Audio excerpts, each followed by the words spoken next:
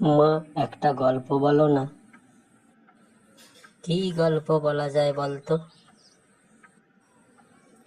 একটা কাকের গল্প বলে শোনো।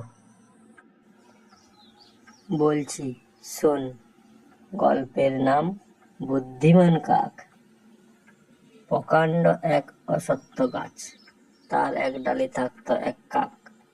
একদিন রোদে ঘুরতে ঘুরতে তার ভারী পিপাসা পেল। সে অনেক ঘোরাঘুরি করলো, কিন্তু কাছে কোথাও জলের খোঁজ পেল না। তারপর কি হলো?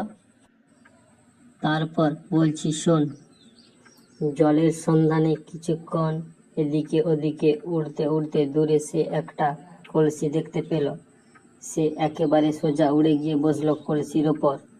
জল খাওয়ার জন্যে সে তাড়াতাড়ি কলসির মধ্যে তার মুখটা ঢুকিয়ে দিল, কিন্তু জল কলসির এত নিচে ছিল যে তার ঠোঁট সেখান পর্যন্ত পৌঁছলো না।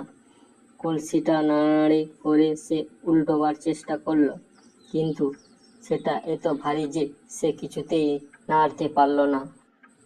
তারপর কাকটা কি করলো?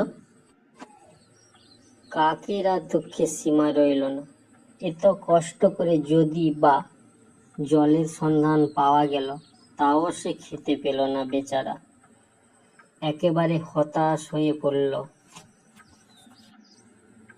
তারপর কাকটা কি করলো?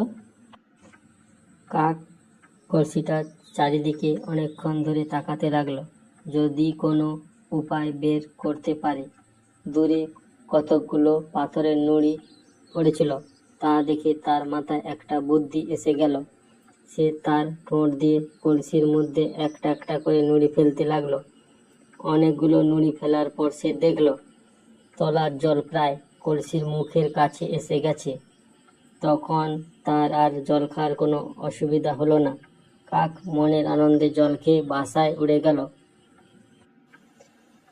এর থেকে কি বোঝা যায় বলতো? বুদ্ধি থাকলে অভাব থাকে না।